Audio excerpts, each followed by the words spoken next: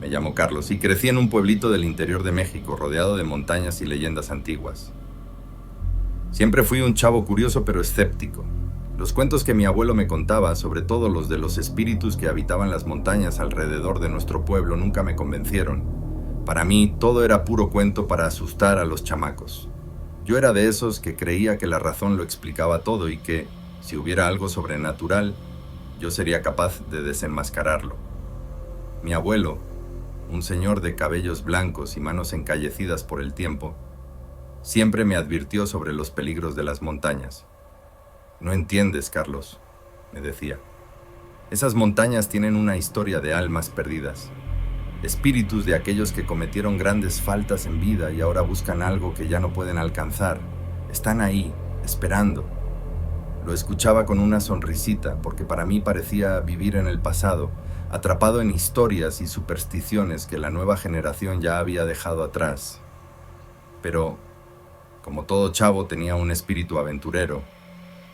Y fue durante el verano de 2014, a mis 21 años, que decidí que era hora de demostrar que las leyendas no eran más que cuentos contados alrededor de una fogata.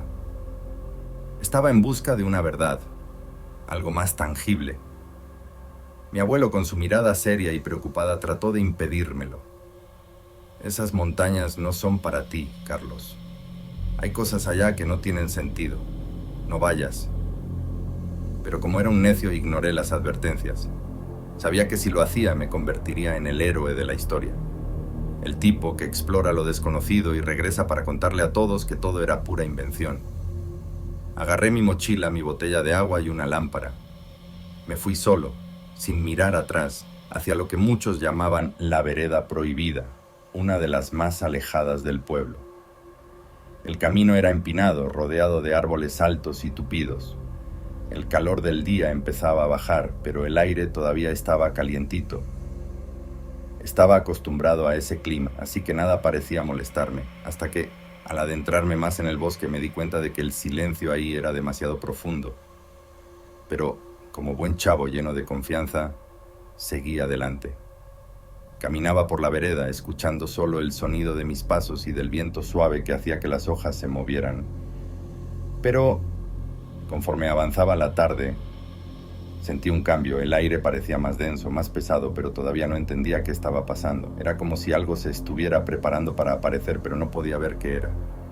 Nunca fui supersticioso y mi mente racional me decía que no era más que una simple incomodidad. Pero a medida que el sol empezaba a ponerse, sentí que estaba en un lugar donde no debía estar. Algo empezaba a molestarme, y no sabía si era la oscuridad o el propio ambiente a mi alrededor. Cuando el sol se puso por completo, la noche llegó más rápido de lo que esperaba. Estaba en medio del bosque, en un terreno donde nunca había estado antes. El miedo empezó a meterse en mi cuerpo, pero lo peor estaba por venir. La oscuridad envolvió el bosque rápidamente. Yo, que siempre me consideré valiente, empecé a darme cuenta de que la sensación de incomodidad no era algo que pudiera ignorar. La noche estaba más fría de lo que esperaba, y el sonido de los árboles moviéndose parecía cada vez más lejano, como si el mundo se hubiera cerrado a mi alrededor. El único sonido que podía escuchar era el de mi respiración, pesada, y el eco de mis propios pasos. Fue entonces cuando noté algo raro en el aire. No era solo la oscuridad, era como si el bosque estuviera demasiado callado, como si los animales hubieran dejado de hacer ruido, como si el mundo natural se hubiera aquietado por completo. Mis ojos se ajustaban a la poca luz que la lámpara daba, pero nada parecía estar bien, ninguna estrella en el cielo, ninguna sombra en los árboles. Seguí caminando tratando de mantener la calma, pero de repente a lo lejos, en medio de un claro que no había notado antes, vi una figura de un hombre, pero algo estaba mal. El hombre estaba de espaldas mirando hacia una pequeña construcción de piedra que nunca había visto en todas mis caminatas por la zona. La casa, o lo que fuera, estaba cubierta de musgo y con una apariencia antigua, como si hubiera sido abandonada hace mucho tiempo. Sin embargo, ese hombre estaba ahí, inmóvil, como si estuviera esperando algo. Al principio pensé que era solo un viajero perdido, alguien tan imprudente como yo. Pero Conforme me acercaba, empecé a sentir algo desconcertante. La figura parecía no moverse y no podía entender el motivo de su presencia ahí. La casa tenía un aspecto sombrío, pero aún así algo me impulsaba a continuar. Sabía que debía regresar al pueblo. Me acerqué más y el hombre finalmente se volteó. Sus ojos eran completamente blancos, sin pupilas, como si no fuera humano. La mirada vacía me hizo detenerme de inmediato, una ola de pánico apoderándose de mí. Pero él no dijo nada, solo me miró fijamente con esa mirada vacía, sin emoción. Se dio la vuelta y empezó a caminar hacia la casa, como si nada hubiera pasado. Quería correr, pero no podía moverme. Algo dentro de mí me decía que debía seguirlo. Entonces, sin pensar, empecé a caminar detrás de él, cada paso pesado y dudoso. Llegué hasta la entrada de la casa y ahí, el hombre desapareció en la penumbra. Ya no había ningún sonido, solo un vacío absoluto. Estaba solo, pero algo me decía que no estaba, de hecho, solo. Miré hacia atrás, hacia el camino que había recorrido, pero la vereda ya no era la misma. Fue cuando una sensación helada se apoderó de mi cuerpo. La casa, que al principio parecía vieja y abandonada, ahora parecía viva de alguna manera. No sabía qué estaba pasando, pero sabía que no debía continuar. La entrada estaba frente a mí, pero el miedo me paralizaba. Cuando por fin logré regresar a la casa de mi abuelo, estaba agotado, no solo físicamente, sino mentalmente. Aquel suceso en la montaña seguía consumiéndome como una sombra persistente. Al entrar a la casa, el ambiente parecía aún más pesado, como si la atmósfera de esas montañas se hubiera colado en las paredes de madera y en las viejas fotografías de mi abuelo. Intenté descansar, pero no pude. Mi abuelo, al verme, no hizo muchas preguntas. Parecía ya saber que algo andaba mal, algo que yo todavía no podía explicar. Solo me miró con una expresión distante, como si hubiera visto esa mirada antes. Siempre fue un hombre tranquilo, pero en ese momento su silencio parecía más denso de lo normal. Fue él quien me dijo que no intentara volver a la montaña. No todo en esas tierras es lo que parece, mijito, dijo sin quitar los ojos de la ventana donde el viento movía las hojas secas. Esas montañas guardan más secretos de los que te imaginas. Yo, sorprendido por la respuesta, insistí. Pero yo vi al hombre y la casa, abuelito. Estaba ahí, con él. Cerró los ojos por un momento como si estuviera reflexionando profundamente sobre lo que acababa de decir. Cuando abrió los ojos de nuevo, había una inquietud en ellos, algo que nunca había visto antes. «Deja ese lugar en paz», dijo finalmente. «Muchas veces es mejor no escarbar muy hondo». Al día siguiente, después de una mala noche, decidí que volvería a la vereda, solo. Necesitaba descubrir qué había pasado. Sabía que la casa, ese hombre, no eran solo alucinaciones o fruto de una pesadilla.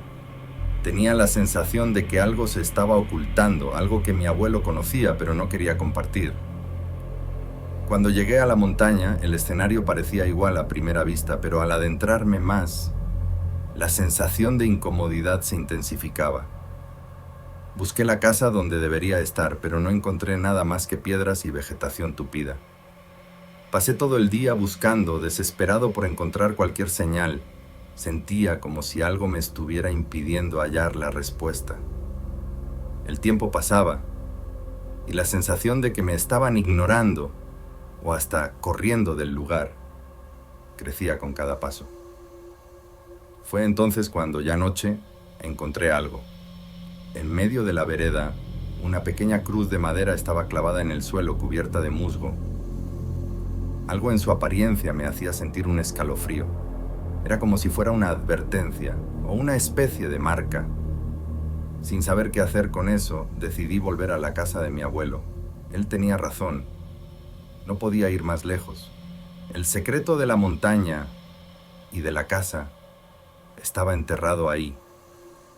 Unas semanas después escuché en las noticias sobre un hombre que había desaparecido en las mismas montañas, en un viaje solitario. No había más detalles. Aparte de eso, y el hombre nunca fue encontrado. Algo en la forma en que contaron la historia me hizo sentir un escalofrío. Sabía que esa desaparición tenía algo que ver con lo que yo había vivido, pero la respuesta aún parecía lejana. Esa cruz, ¿qué significaba realmente? Después de mi regreso a la casa del abuelo, la inquietud parecía volverse cada vez más insoportable. Sabía que ya no había más respuestas en mí mismo, pero mi abuelo también parecía haberse vuelto una figura distante, cada vez más perdido en pensamientos que se negaba a compartir. Sin embargo, algo en mí todavía insistía en que ese misterio no debía dejarse atrás. Fue cuando el caso tomó una proporción inesperada. La policía, al hacer rondines en la zona, encontró algo que nadie podía prever: huesos humanos. Estaban esparcidos por un tramo de la montaña, exactamente en el lugar donde yo había encontrado la cruz. La investigación fue más a fondo y los huesos parecían tener señales de antiguas marcas, como si hubieran sido quebrados a propósito. Lo que más sorprendió a todos fue el patrón. Los huesos estaban dispuestos de manera ritualística, con marcas de cruces rotas sobre ellos. La noticia se esparció rápidamente y la policía decidió realizar una demolición del área, lo que hizo que se encontraran más huesos humanos. Esos huesos no pertenecían a ninguna persona reciente. Al parecer, eran restos de personas que habían desaparecido en la región hace décadas. Además, las cruces rotas en los huesos no parecían tener un significado religioso común. Era algo más sombrío, algo que no podía explicarse fácilmente. La situación llamó la atención de investigadores y hasta de antropólogos que empezaron a estudiar los huesos con más cuidado. El misterio de la montaña, que hasta entonces había sido tratado como una leyenda, ahora parecía tener una explicación espantosa y al mismo tiempo aterradora. Yo, por mi parte, fui con mi abuelo de nuevo después de saber de los descubrimientos. Él parecía más afectado de lo que yo imaginaba. Cuando le pregunté si sabía algo más, suspiró profundamente y me miró con una mirada de pesar. Yo sabía, pero nunca quise contártelo, dijo con un tono serio. Estas montañas tienen historias muy antiguas, mijito. Muchos aquí creen que el mal nunca se va de donde ya estuvo. Oí historias sobre gente que desaparecía allá, pero pensé que eran puros mitos, cosas que el tiempo volvía más sombrías. No quería que cargaras con ese peso, no quería que creyeras que el mal podía estar tan cerca. Pero, abuelito, ¿por qué no me lo contaste? ¿Por qué dejar la verdad atrás? Pregunté, ahora con más preguntas que nunca. Porque ciertas historias, mijo, si se cuentan, cobran vida. Atraviesan generaciones. Algunas cosas, por más que uno intente entenderlas, es mejor que se queden en el pasado. El tiempo ayuda a suavizar el dolor, pero el conocimiento de algunas verdades puede ser más pesado que cualquier sombra. Me quedé callado por un rato, reflexionando sobre las palabras de mi abuelo. Lo que pasó en las montañas estaba más allá de lo que yo podía entender. Tal vez, de verdad, era mejor no buscarle tanto. Pero también había algo en mí que me decía que las respuestas nunca deberían ignorarse, que la verdad necesitaba salir a la luz, aunque fuera dolorosa. Aunque el caso nunca se resolvió por completo, la investigación terminó con el descubrimiento de los huesos y las marcas ritualísticas. La montaña fue cerrada para las visitas y el lugar de la casa fue acordonado, quitando cualquier posibilidad de que más gente se aventurara por ahí. El viejo pueblo, con sus recuerdos sombríos, y la casa del abuelo, ahora demolida, permanece en silencio. El misterio no solo quedó enterrado en esos huesos, sino también en las memorias de todos los que lo vivieron. Con el tiempo las historias se fueron torciendo, como todo lo que es antiguo y temido. Y, aunque las generaciones más jóvenes hablen en términos de leyenda, yo cargo dentro de mí un respeto profundo por las historias no contadas, por las respuestas que nunca llegarán. Me llamo Santiago Navarro, tengo 43 años y trabajo como guía de turistas desde hace más de 2 décadas en San Martín de las Lomas, un pueblito en el corazón de México. Es un lugar donde las montañas parecen tocar el cielo y las tradiciones ancestrales todavía resuenan en cada esquina. A pesar del turismo creciente, hay cosas que evitamos mostrarles a los visitantes. Algunas historias no son para fuereños. Una de esas historias es sobre la vieja hacienda al final de la vereda principal, una propiedad olvidada, tragada por el tiempo y las leyendas. Lo que la hace única, o mejor dicho, temida, es el pozo que está en su centro. Le llaman el Pozo de las Almas Perdidas. Desde chico oía a mi abuelo hablar sobre el lugar. Era un hombre recio, sobreviviente de las penurias del campo, pero su voz temblaba siempre que mencionaba la hacienda. Ese pozo no es como los otros, decía. Lo que cayó ahí adentro, Santiago, nunca más regresa. A mis 43 años confieso que nunca me había atrevido a acercarme.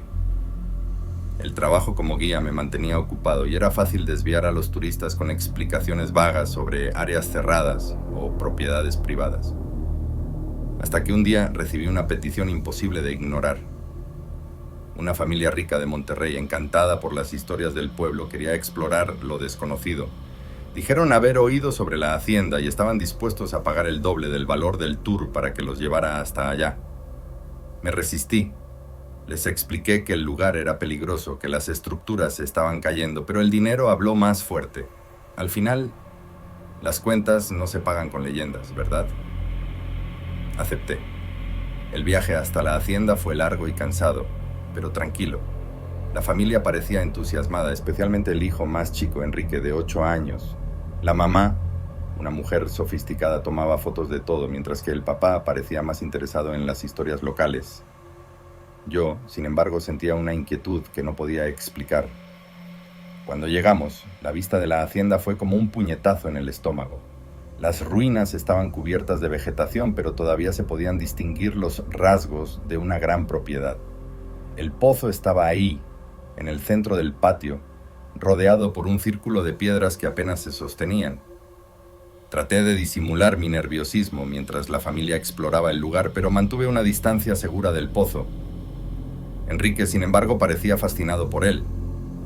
La mamá estaba distraída con la cámara y el papá inspeccionaba una pared desgastada cuando me di cuenta de que el niño no estaba cerca. Lo busqué y lo encontré al lado del pozo, mirando fijamente el agua oscura. «Enrique, salte de ahí», le grité, pero no respondió. Cuando me acerqué, se volteó lentamente y, con una voz que parecía no ser la suya, dijo: «Están allá abajo y quieren salir». El tono de voz de Enrique me congeló por un instante. No era el timbre normal de un niño, era profundo, como si múltiples voces susurraran juntas. Di un paso rápido hacia el niño, pero antes de que pudiera alcanzarlo, se cayó de rodillas, todavía mirando fijamente el pozo. «Quieren salir», repitió mientras señalaba el agua. Su mamá se dio cuenta de que algo andaba mal y corrió al lugar, jalando a Enrique lejos del pozo. Él parecía aturdido, como si no supiera dónde estaba. La mamá le preguntó qué había pasado, pero no respondía. Su mirada estaba vacía y una fina capa de sudor le escurría por la frente. Mientras ella trataba de calmarlo, miré al pozo, sintiendo una sensación incómoda en el estómago. El agua estaba turbia, pero por un instante creí haber visto algo moverse ahí adentro. Sacudí la cabeza, convencido de que era solo un reflejo o mi imaginación jugándome una mala pasada. «Tenemos que irnos», dije, tratando de mantener la calma. «Este lugar no es seguro». El papá, que hasta entonces estaba distraído, notó la tensión en mi cara y estuvo de acuerdo. Sin más preguntas, empezaron a caminar de regreso al coche. Enrique, sin embargo, agarraba el brazo de su mamá con tanta fuerza que parecía tener miedo de soltarla. En el camino de regreso, Enrique seguía raro, hablando muy poco. El papá trató de sacarme pláticas sobre las historias del pueblo, pero yo no podía concentrarme. Algo sobre el comportamiento del niño y lo que había visto en el pozo me dejó profundamente preocupado. Esa noche, ya en casa, no pude dormir. La escena del pozo y la expresión de Enrique no salían de mi mente. Como a las 2 de la mañana, decidí llamarle a mi amigo Javier, un historiador local que también era un profundo conocedor de las leyendas de la región. Le expliqué lo que había pasado, esperando que tuviera alguna explicación racional para aquello. Después de escuchar mi relato, Javier se quedó callado por un momento. Cuando por fin habló, su voz estaba cargada de seriedad. ¿Los llevaste hasta el pozo? Le expliqué que sí, pero que no había dejado que nadie se acercara demasiado, excepto Enrique, que se había acercado solo por unos minutos. Santiago, dijo, hay historias antiguas sobre ese lugar. Dicen que el pozo fue usado durante la Guerra de Independencia para deshacerse de cuerpos de prisioneros y gente considerada traidora. Algunos dicen que las almas de los que murieron ahí nunca se fueron. Le pedí que fuera más específico, pero todo lo que pudo decirme fue que había relatos de personas que al acercarse al pozo oían voces o sentían una atracción inexplicable. Sin embargo, nunca había oído hablar de alguien diciendo directamente que ellos querían salir. La plática me dejó aún más incómodo. Pasé el resto de la noche pensando si debería alertar a la familia sobre lo que oí, pero desistí. 2 días después recibí una llamada inesperada. Era el papá de Enrique, con la voz cargada de preocupación. Enrique está muy raro desde que regresamos. No duerme, no quiere comer, dice cosas sin sentido y anoche dijo que quería volver al pozo. Cuando escuché lo que el papá de Enrique dijo, se me cortó la respiración. Algo estaba profundamente mal. Quedé de verme con la familia a la mañana siguiente para entender mejor qué estaba pasando y tal vez encontrar una solución. Al llegar a su casa, Enrique estaba sentado en el sillón, con una expresión distante, los ojos fijos en una esquina de la sala, como si estuviera siguiendo algo que nadie más podía ver. Su mamá trató de explicar que no comía bien, que se despertaba a medianoche diciendo cosas raras y, más perturbador aún, decía nombres que ellos nunca habían oído antes. ¿Sigue hablando sobre el pozo?, pregunté, tratando de mantener la calma. La mamá asintió con los ojos llorosos. Ayer dijo que la gente allá abajo necesita ayuda, que tenemos que liberarlos. Algo en esas palabras me causó un escalofrío. Pregunté si podía hablar con Enrique a solas. El papá dudó, pero acabó aceptando, siempre y cuando me quedara en la sala donde todos pudieran vernos. Me arrodillé a la altura de Enrique y traté de sacarle plática. «Oye, chamaco, ¿te acuerdas de mí? Estuvimos juntos allá en la montaña». Me miró con una expresión que parecía más vieja de lo que debería, como si ya no fuera solo un niño ahí. «Están atrapados, todos ellos, y te están esperando a ti». Mi corazón se aceleró. ¿Esperándome a mí? ¿Por qué? Porque tú puedes ayudarlos, tú viste, ¿no?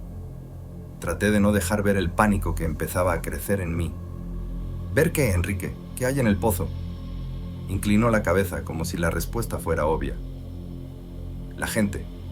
No pueden salir porque fueron maldecidos. Tienes que volver allá. Antes de que pudiera preguntarle algo más, Enrique empezó a llorar de repente, como si se hubiera despertado de una pesadilla. La mamá corrió hacia él, abrazándolo y lanzándome una mirada preocupada. Salí de esa casa más confundido y asustado que nunca. Pero algo dentro de mí me decía que, si no volvía al pozo, algo peor podría pasar. Decidí llamarle a Javier de nuevo y le pedí que me acompañara al lugar. A regañadientes aceptó, siempre y cuando fuera durante el día. A la mañana siguiente partimos hacia la montaña. Javier trajo consigo un pequeño diario de apuntes que había encontrado en sus archivos. Era de un cura que había vivido en la región a principios del siglo XX. Durante la subida, me leyó un fragmento que decía: «El pozo es un lugar maldito, sellado por los gritos de los inocentes.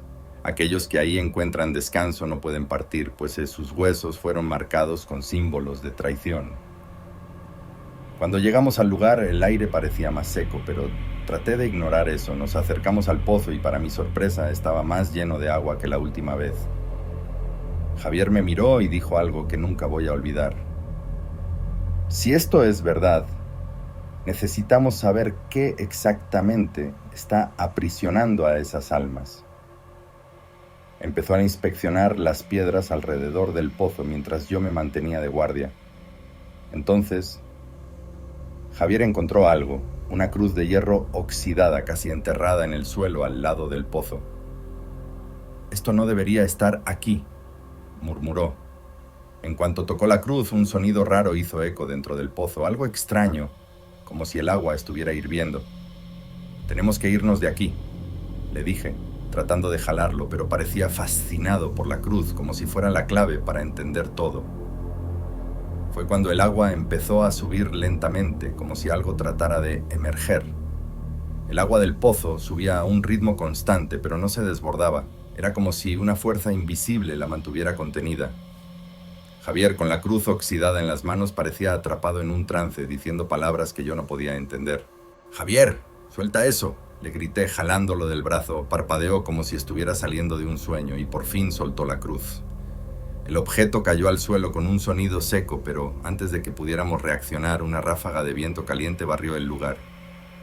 Miré hacia el pozo y vi algo que me heló la sangre. Figuras humanas, pálidas y distorsionadas, se retorcían justo debajo de la superficie del agua. No parecían cuerpos físicos, sino proyecciones, sombras que parecían implorar por algo. Una voz grave y gutural hizo eco a nuestro alrededor, aunque no venía de una dirección específica. ¿Van a ayudar? Javier se cayó de rodillas, rezando en voz baja. Yo, sin saber qué hacer, me acerqué al pozo, tratando de mantener la calma. «¿Qué quieren?», pregunté con la voz temblando. Una de las figuras se destacó de las demás, tomando una forma más definida. Era una mujer, con cabello largo y un rostro marcado por cicatrices. «Queremos justicia», dijo ella, su voz sonando como un eco lejano. «¿Justicia por qué?». Levantó la mano y señaló la cruz caída en el suelo. «Nos encerraron aquí, nos marcaron como culpables, pero éramos inocentes. Queremos descansar».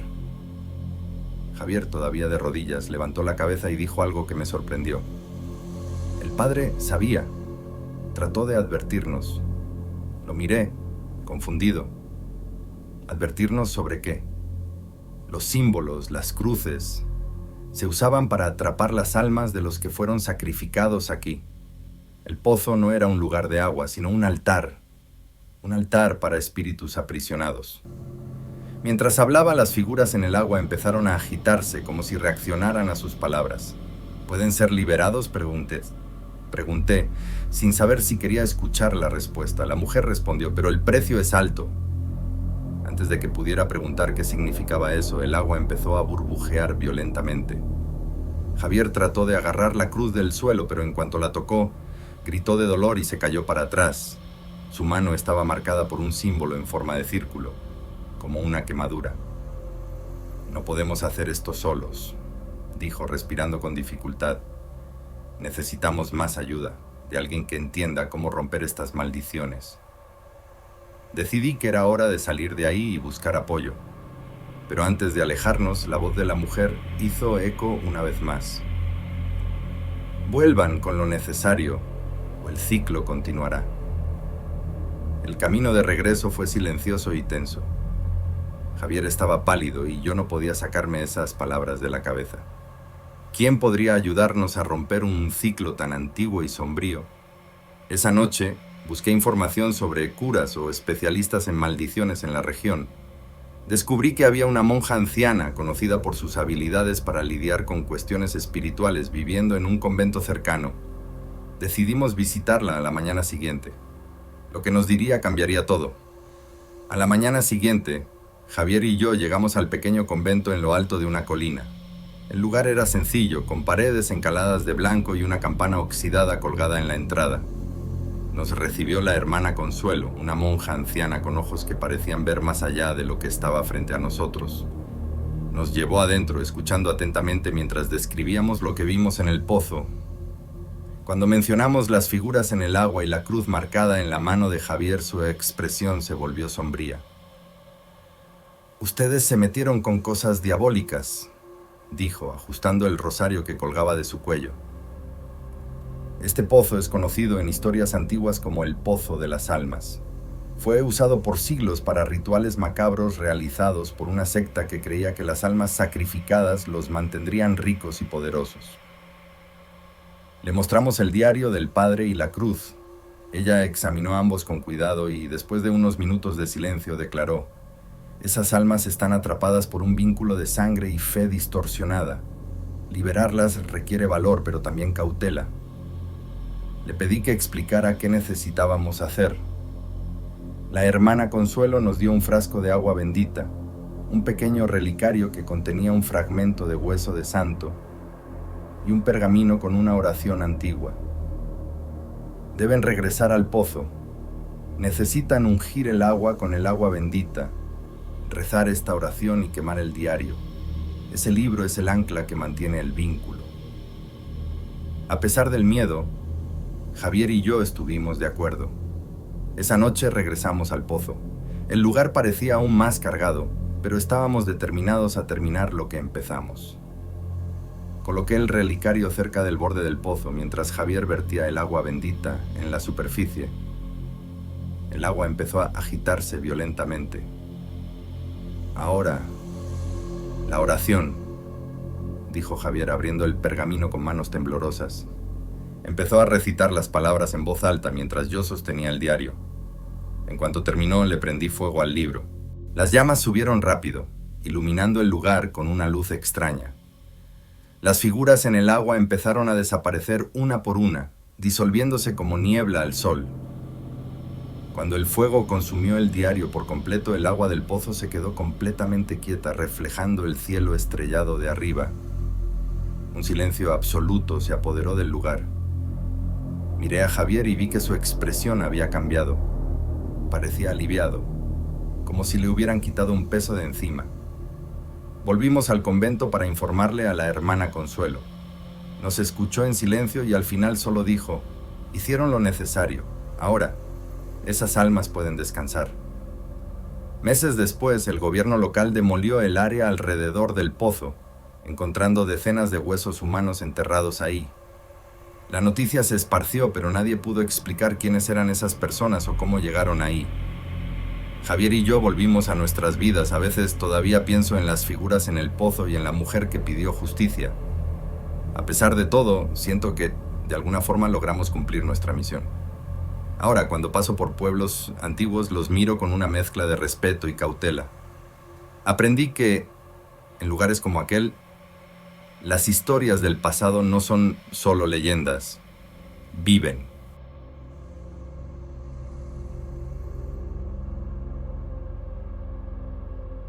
Me llamo Diego, tengo 37 años y soy periodista.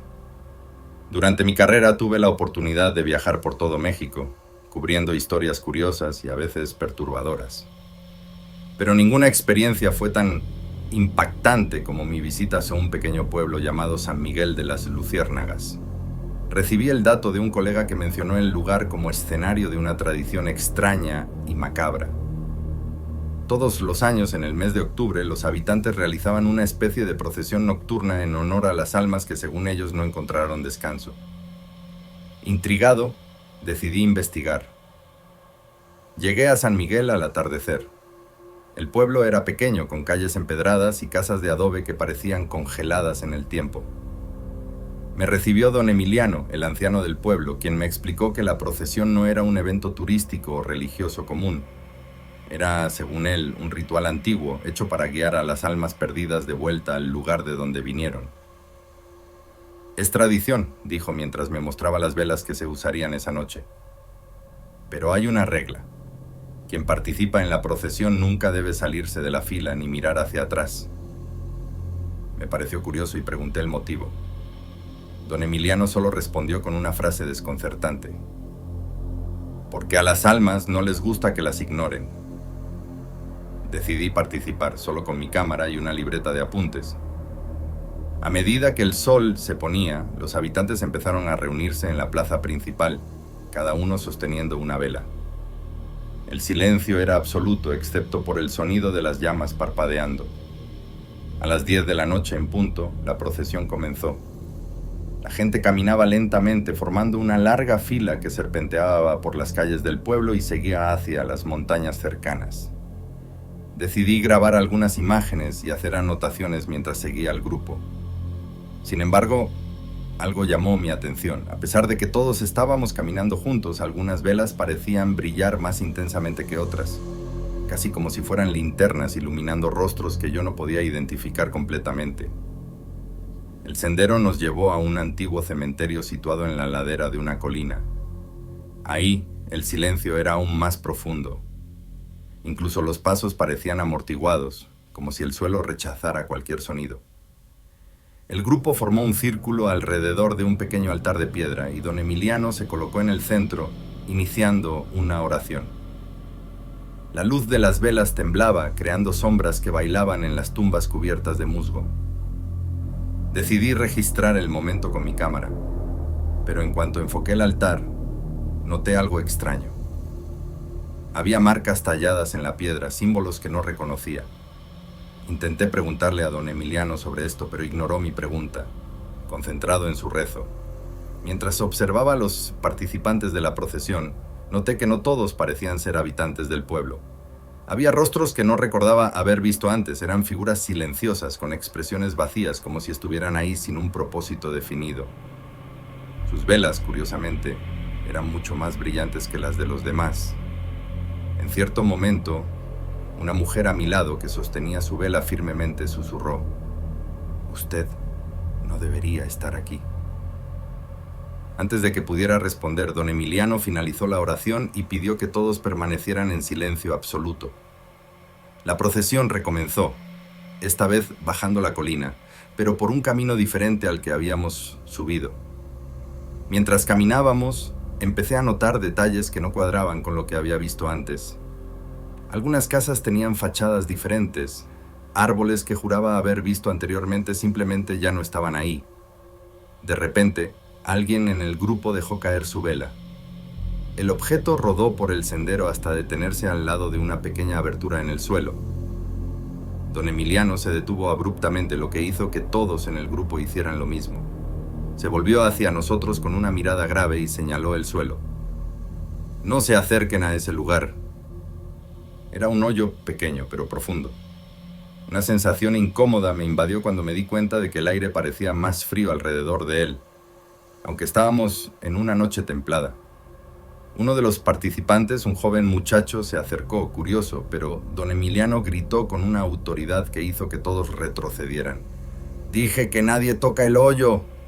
La caminata continuó, pero mi mente estaba fija en aquello. ¿Qué era ese hoyo? ¿Y por qué tanto pavor alrededor de él? El silencio de la procesión fue interrumpido por un sonido que venía de lejos.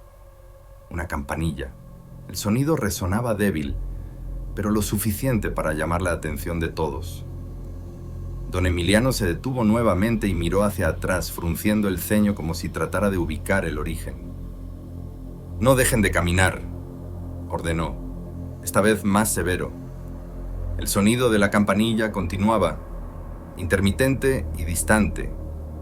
Aunque obedeciéramos la orden de don Emiliano de no detenernos, el grupo empezó a dispersarse levemente, inquieto por el sonido que parecía acercarse.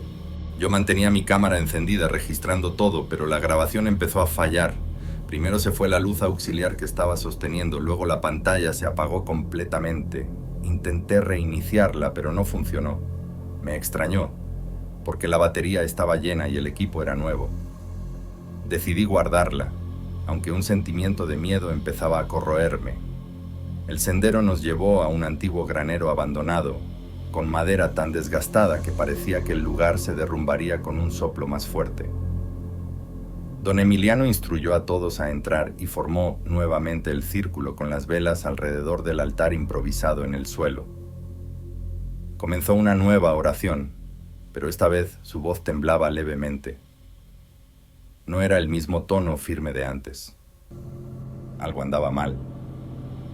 De repente la campanilla sonó más fuerte, casi como si estuviera dentro del granero. Miré alrededor, pero no vi a nadie que pudiera estar causando ese sonido. Los otros participantes también mostraban señales de incomodidad, pero nadie se atrevió a romper el círculo o interrumpir a don Emiliano. «¿Quién está aquí?», preguntó, su voz haciendo eco en el espacio vacío. El silencio fue su única respuesta. El sonido de la campanilla cesó tan repentinamente como comenzó. Una mujer del grupo dejó escapar un sollozo y don Emiliano le lanzó una mirada severa.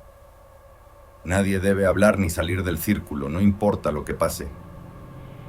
Las palabras eran claras, pero su expresión mostraba otra cosa. Miedo. Entonces las velas empezaron a apagarse una por una. La oscuridad se apoderó del granero, dejando solo la luz pálida de la luna que entraba por las tablas agrietadas. Algo raspaba el suelo, un sonido seco y arrastrado. Sentí mi corazón acelerarse, pero me obligué a no moverme. Fue cuando todos lo vimos. Justo en el centro del círculo, donde antes solo estaba el altar, ahora había una figura. Era una mujer, vestida de blanco, con un velo cubriendo su rostro. Estaba inmóvil, pero parecía que su presencia ocupaba todo el espacio a nuestro alrededor. Don Emiliano cayó de rodillas, diciendo palabras que parecían una mezcla de oración y súplica. Algunos miembros del grupo empezaron a llorar silenciosamente. La figura se movió. No caminó, sino que cambió de posición, como si hubiera resbalado más cerca de don Emiliano. Con un gesto lento levantó la mano y señaló hacia el hoyo en el suelo por el que habíamos pasado antes. «Dejen el pasado enterrado», susurró. En ese momento las velas se encendieron solas y la figura desapareció como si nunca hubiera estado ahí. Don Emiliano se levantó lentamente, visiblemente afectado. «La procesión terminó», dijo con la voz ronca. «Regresen a sus casas y olviden todo lo que vieron». Nadie cuestionó. Salimos del granero en silencio y todos con miedo. Cuando salimos del granero, la sensación de alivio parecía estar al alcance, pero había algo raro en el aire.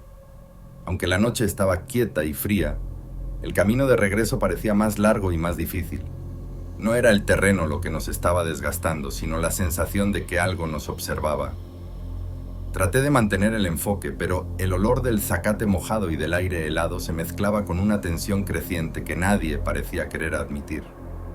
Durante el regreso, don Emiliano iba al frente, prácticamente arrastrando los pies. Hablaba poco, pero sus palabras, siempre en un tono bajo, parecían cada vez más distantes. Lo observé de cerca, notando que estaba en un estado visiblemente alterado, como si las energías del ritual le hubieran drenado todas las fuerzas. Pasamos por el camino de terracería, lejos de la zona segura del pueblo, y el ambiente, que ya estaba tenso, se puso aún más extraño. El sonido de nuestros pasos en el polvo parecía amortiguado, como si la tierra estuviera tratando de tragarse lo que quedaba de nuestros movimientos. Pero lo que me hizo detenerme fue el grito. El sonido fue fuerte, estridente, y parecía venir de algún punto lejano. No era como el grito de una persona, sino algo más cruel, como si un alma estuviera siendo arrancada de su cuerpo. «¡Don Emiliano!», lo llamé, pero no respondió. Estaba inmóvil, con los ojos fijos en un punto adelante, como si viera algo que nadie más podía. «¿Escucharon eso?», una de las mujeres del grupo preguntó, con la voz temblando de miedo. Yo solo pude asentir con la cabeza sin saber qué responder. El grito resonaba en mi mente, dejándome cada vez más incómodo. La sensación de estar siendo vigilado, de que algo invisible caminaba entre nosotros, se volvía insoportable. Fue cuando, sin aviso, don Emiliano se volteó bruscamente con una mirada vacía, como si hubiera sido consumido por algo que ni siquiera él podría controlar. «La noche no termina», dijo en un tono bajo tan profundo que parecía venir de otro mundo. «La verdad está enterrada.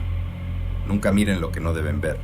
Quería preguntarle qué quería decir, pero algo dentro de mí me hizo retroceder. El camino adelante estaba completamente quieto ahora. Ni siquiera el sonido del viento podía escucharse. Sin embargo, el grito seguía resonando en mi mente. «Vámonos», dijo, nuevamente con un tono apático, como si la vida ya no fuera más importante que esa frase. «El miedo es la llave, pero el silencio será nuestro refugio». Nosotros, los otros miembros del grupo, lo seguimos en silencio. Cada paso parecía más pesado, cada movimiento más difícil. El camino que antes parecía familiar ahora era un laberinto. Miré hacia atrás tratando de recordar el lugar por donde habíamos pasado, pero parecía que el camino había cambiado. El silencio estaba pesado y el aire estaba cargado de algo indefinido, como si el propio universo estuviera tratando de escondernos algo. A medida que nos acercábamos al pueblo, el grito finalmente cesó, pero no la sensación de que algo estaba a punto de alcanzarnos. Podía sentir la presencia de algo acechándome, pero al mirar al grupo me di cuenta de que todos estaban tan inmersos en sus propias ansiedades como yo. Esa noche, sin embargo, parecía haber dejado marcas profundas en todos nosotros. Cuando finalmente llegamos al pueblo, ninguno de nosotros tuvo el valor de hablar sobre lo que había pasado.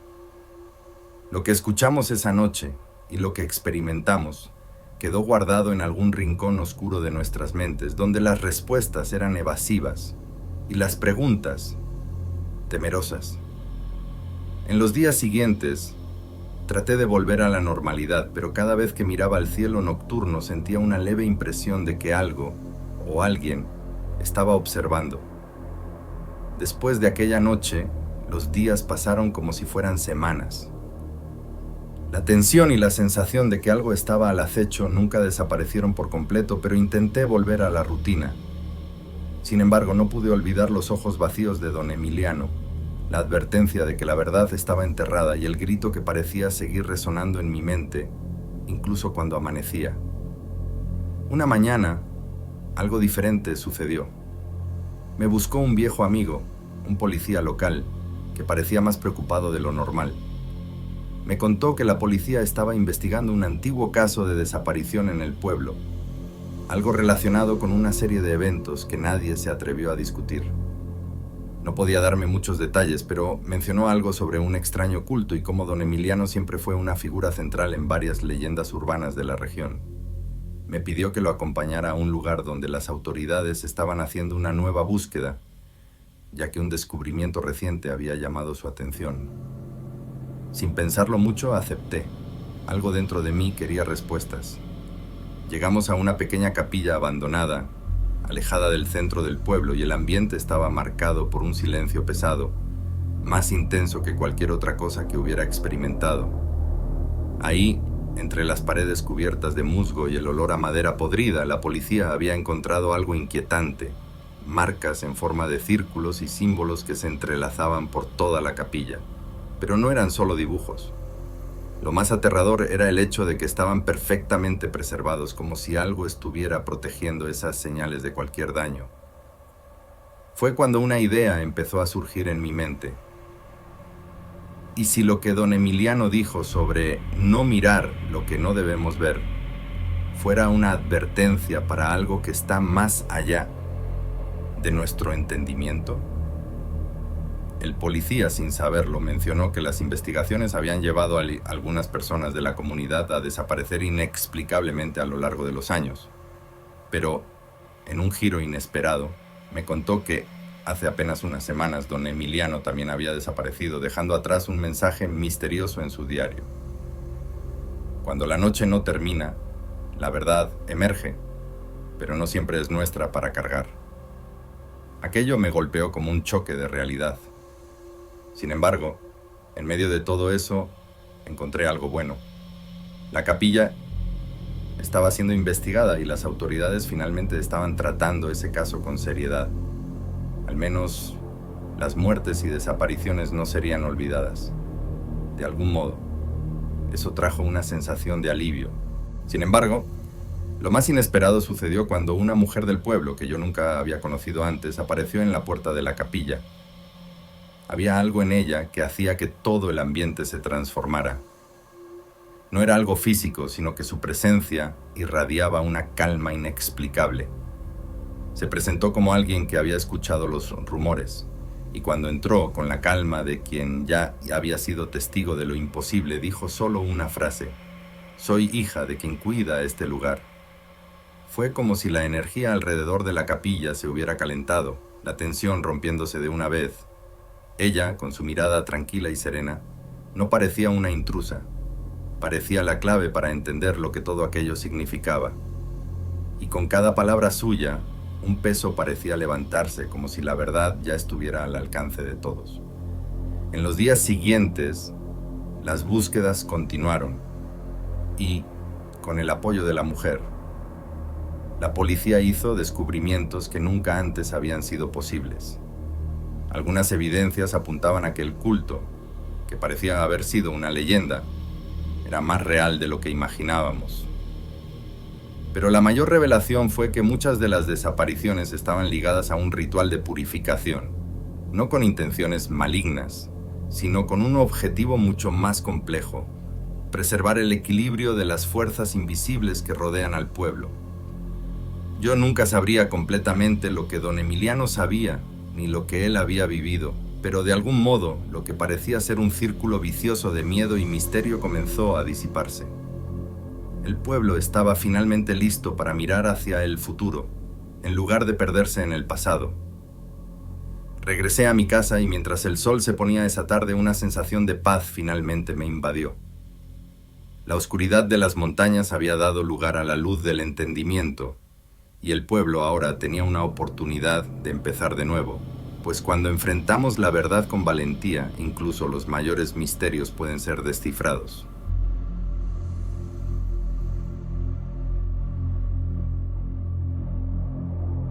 Nací y crecí en un pequeño pueblo en el interior de México, un lugar aislado donde las leyendas corrían sueltas entre los habitantes más antiguos. Me criaron con historias sobre los espíritus que vagaban por las montañas, las desapariciones misteriosas y, sobre todo, lo que llamaban los retornados. Yo, como cualquier joven de aquella región, consideraba esas historias meras supersticiones. Pero a los 38 años, con un bagaje de vida que me volvía más escéptico que nunca, me vería forzado a revisitar esas leyendas de una forma mucho más íntima y aterradora de lo que podría imaginar. Mi historia comienza el día en que mi tío, el único pariente que aún vivía en la región, me llamó pidiendo ayuda para resolver un problema con la antigua casa de la familia. La casa estaba en la periferia del pueblo, lejos de los centros urbanos, y siempre tuvo un aura de misterio sobre ella. Decían que desde hace años ya no estaba habitada, y nadie se atrevía a acercarse, pero ahora parecía que algo estaba llamando mi atención, o mejor dicho, pidiendo mi ayuda. Sin dudarlo, fui hasta allá. La tierra parecía haber sido cubierta por una capa espesa de niebla, lo que hacía que la vieja casa de la familia pareciera aún más desolada. ¿Qué quería mi tío? ¿Una simple ayuda para vender la casa? Al entrar en la casa, los recuerdos empezaron a volver. La sala donde solíamos jugar con los primos, el pasillo estrecho que daba al cuarto de mis padres. Pero todo parecía más polvoriento, más sombrío. Mi tío me esperaba en la sala, con el rostro pálido y tenso, como si hubiera visto algo que no debía. «Ya no podemos vivir aquí, sobrino», comenzó, con la voz baja como si temiera ser escuchado. «Algo anda mal con este lugar. He estado oyendo sonidos, cosas que se mueven en la oscuridad. Y hay más. Las viejas fotografías que estaban guardadas ahora están en lugares diferentes. Alguien o algo las ha estado moviendo». Me reí nerviosamente tratando de desviar lo que estaba diciendo. «No, tío, eso es tan solo tu mente jugándote trucos. Estás cansado, la casa está vieja. Vamos a echarle un vistazo a la estructura, vender esto e irnos». Pero antes de que pudiera continuar me interrumpió. «Hay algo más, algo de lo que nadie habla por aquí. Los antiguos habitantes nunca se fueron, nunca partieron». Esas palabras detuvieron el aire. Mi tío no era del tipo supersticioso y eso hizo que mi estómago se revolviera. «¿Qué quieres decir?», pregunté con mi voz más seria. Se levantó con dificultad, tomó un viejo álbum de fotos y lo abrió frente a mí. Las fotos eran antiguas, de mi familia, pero algo estaba mal. Los rostros de las personas estaban borrosos. «Estas personas», dijo mi tío con voz temblorosa, «ya no son quienes tú crees. Ellos vuelven aquí». La idea de espíritus vagando por la casa parecía absurda. Las fotografías parecían tener algo diferente, algo que no se podía explicar. Mi tío continuó. «No soy el único que oye. Hay otros en el pueblo que también lo sienten. Hace años el pueblo fue golpeado por una serie de tragedias inexplicables. Personas desaparecieron y nunca más fueron encontradas, pero lo que pasó después nadie tiene el valor de contarlo. De vez en cuando personas desaparecen en la noche y nadie habla de eso. Los más viejos dicen que son los muertos que vuelven para buscar algo. Poco a poco, lo que parecía ser una simple historia de un tío preocupado se volvió algo mucho más serio. Sabía que aquello no era solo un juego de su mente, algo andaba mal con la casa y tal vez con el propio pueblo, algo estaba despertando, y yo estaba una vez más en medio de ese misterio. «Necesito que me ayudes, sobrino», dijo mi tío, casi suplicando. «Pero, cuidado, tú podrías ser la próxima persona en ser llamada para salir. No mires los rostros, no te acerques demasiado». ¿Qué quería decir con «no mires los rostros»? Me quedé muy confundido. La noche cayó rápidamente sobre el pueblo. Mi tío me condujo hasta la vieja bodega de la casa, donde decía que muchos secretos aún estaban escondidos. «Aquí», dijo empujando una pesada puerta de madera, «está el verdadero corazón de la casa». Fue donde todo comenzó. La bajada era empinada, cada escalón parecía crujir bajo nuestros pies. A cada paso, el aire se volvía más pesado, cargado de un olor a tierra húmeda y moho viejo.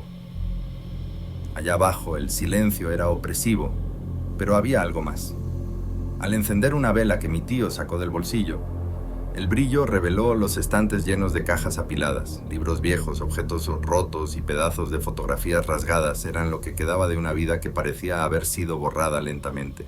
Mi tío abrió una de las cajas y me mostró un libro amarillento con tapas desgastadas. Las páginas estaban cubiertas por escritos en una lengua desconocida, algo demasiado antiguo para ser identificado. «El libro de los rituales, ¿no?», dijo con la voz entrecortada por la emoción. «Es todo lo que queda de los antiguos habitantes. Lo usaban para hacer sacrificios. Sacrificios en nombre de una entidad. Algo que prometía poder a cambio de almas». Sentí que se me revolvía el estómago. No eran solo historias, había evidencias. Mi tío continuó, con un tono cada vez más sombrío. No era solo poder. Buscaban algo mucho más profundo. Una conexión con algo más allá de la vida. Algo que trasciende el tiempo y el espacio. «¿Cómo sabes eso?», pregunté tratando de mantener la calma. «Porque lo vi, sobrino. Lo vi con mis propios ojos. En las noches más frías, salían. Tomaban algo que nunca regresaba. El corazón se me aceleraba en el pecho.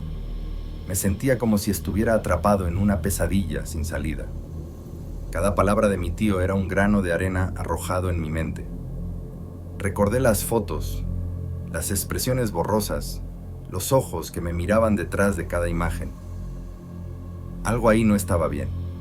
Algo estaba más allá de la comprensión humana. Mientras volvíamos a la sala principal, el silencio fue roto por un sonido bajo, casi inaudible, que parecía venir de fuera de la casa. Pasos, lentos y rítmicos, como si alguien estuviera caminando en la oscuridad. «No», dijo mi tío, agarrando mi brazo con fuerza.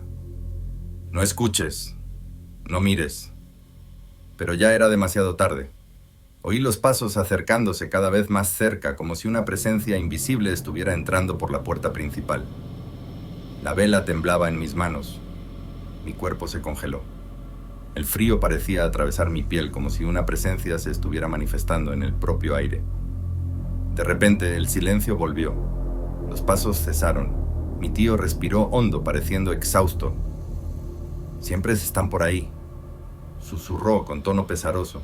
«Solo aparecen cuando quieren algo». Oímos un crujido en la pared, como si algo se estuviera moviendo detrás de ella. No era un ser físico, sino una presencia, una entidad que parecía estar insinuándose en nuestra realidad. Y entonces, la puerta de la sala se abrió sola. Mi tío y yo nos miramos con miedo. No había viento, no había razones naturales para que la puerta se moviera. Pero ahí estaba, entreabierta, revelando el vacío detrás. Mi tío me jaló hacia atrás, su mirada aún llena de pavor. Murmuró palabras en una lengua antigua, una plegaria que parecía intentar protegernos de aquello que estaba más allá. «No podemos vencerlos», dijo, con la voz quebrándose. «Solo necesitamos sobrevivir». Los minutos parecían horas, Y entonces el silencio absoluto se apoderó de la casa nuevamente. La puerta se cerró sola. «Se fueron, por ahora», dijo mi tío, exhausto. La casa nunca pareció tan vacía y tan llena al mismo tiempo. Cargada de misterios, y el miedo se instalaba en cada rincón. Al día siguiente, después de la noche de horror, planeé partir. Mi tío parecía convencido de que aquel lugar era una sentencia de muerte para cualquiera que se quedara cerca. Pero al salir de la casa, un último pensamiento me golpeó. Algo me decía por dentro que aún había mucho más por descubrir. La leyenda de los retornados no era solo un mito. Estaba viva. Mi tío insistió en que me quedara cerca de él, que no fuera más lejos de lo necesario. «Tenemos que entender qué está pasando aquí, sobrino», dijo, las palabras cargadas de una urgencia que no había visto antes. Ahora estaba hablando bajo, casi como si tuviera miedo de ser escuchado incluso en la soledad de la casa. «¿Viste cómo se abrió esa puerta? Saben que estamos aquí». Traté de asimilar lo que mi tío estaba diciendo, pero a cada segundo la situación parecía volverse más surreal. El miedo comenzaba a mezclarse con una curiosidad enfermiza. Fui a la sala donde la vela había temblado la noche anterior y examiné cada rincón, buscando alguna pista que explicara los eventos. Mi mirada cayó nuevamente sobre las fotos antiguas que mi tío había mostrado. No sabía por qué, pero algo me estaba llamando hacia ellas. Tal vez era la mirada vacía de los habitantes o la forma en que las imágenes parecían estar descoloridas de una manera que no era natural. Decidí tomar una de las fotos más cercanas y examinarla más de cerca. Era una foto en blanco y negro de una familia que, en apariencia, parecía normal. Pero había algo mal. Los ojos de los individuos en la foto estaban vacíos. No vacíos de emoción, sino vacíos como si ya no hubiera alma, como si el propio acto de vivir les hubiera sido arrancado. Mientras miraba fijamente la imagen, oía a mi tío acercarse diciendo en tono urgente: «No las mires mucho. Tienen el poder de atraerte, de atraparte». Pero ya era tarde. Algo en la foto me llamaba, una sensación inexplicable de que esas figuras me reconocían. Y en el fondo de la imagen, detrás de las personas, había una sombra. Algo que no debería estar ahí, una presencia que no correspondía al escenario de la fotografía. Mi cuerpo estaba paralizado, atrapado en un trance que no podía explicar. Mi tío, al darse cuenta de lo que estaba pasando, corrió hacia mí, arrebatándome la foto de las manos con fuerza. «No debes ver nada más, sobrino». Estaba visiblemente agitado, su rostro pálido como la muerte. «Ya no hay tiempo. Van a venir. Y no podemos luchar contra esto. No ahora». Podía ver a mi tío temblando, estaba paralizado por la misma sensación de terror que se apoderaba de mí. «Ya no hay remedio, sobrino», susurró con los ojos llenos de pavor. Ellos quieren que veas lo que está escondido en la casa». Intenté reaccionar, tratando de racionalizar lo que estaba pasando, pero la sensación de estar siendo jalado, de ser atraído hacia dentro de la casa, hacia sus secretos más oscuros, era abrumadora. Lo que sea que estuviera ahí ahora estaba en movimiento. Venía tras nosotros. Pues ese fue entonces cuando mi tío me jaló bruscamente hacia el pasillo, en dirección a la puerta de entrada. La casa parecía estar cerrándose sobre nosotros, pero ya no podíamos esperar. Lo que fuera que nos estuviera observando, acercándose, estaba más fuerte que nunca.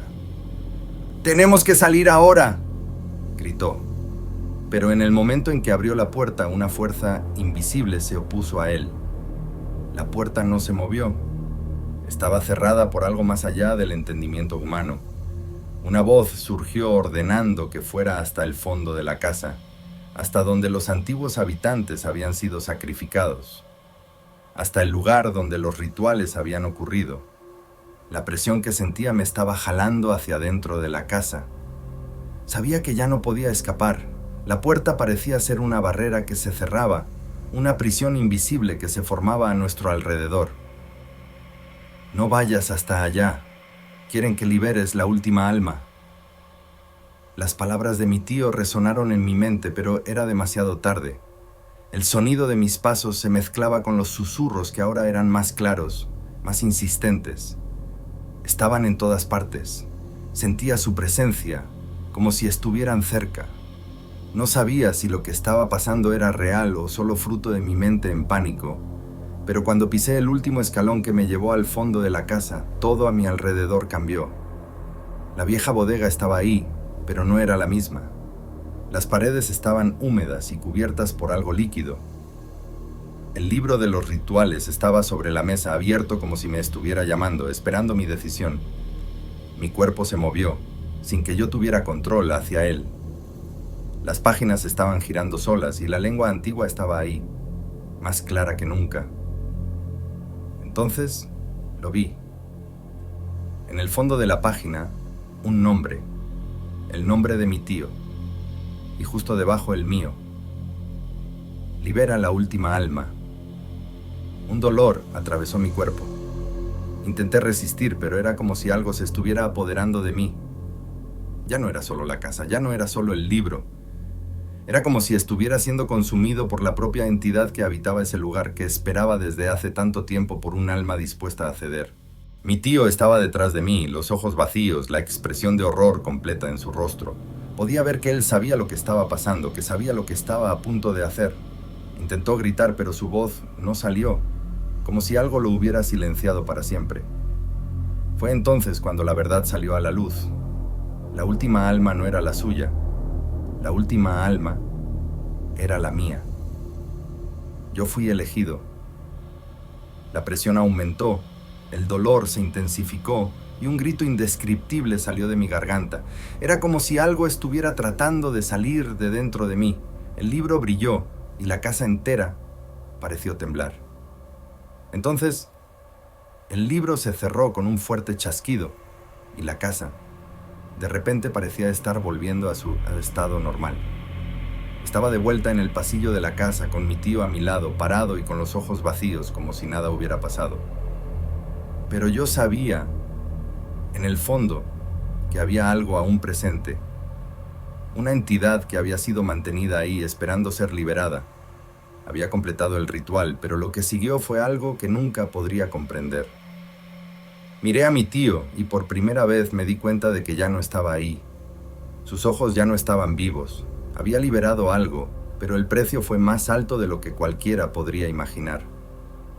La casa estaba silenciosa nuevamente, pero yo sabía que lo que había pasado era solo el comienzo. Había liberado la última alma, y ahora, esa alma estaba dentro de mí.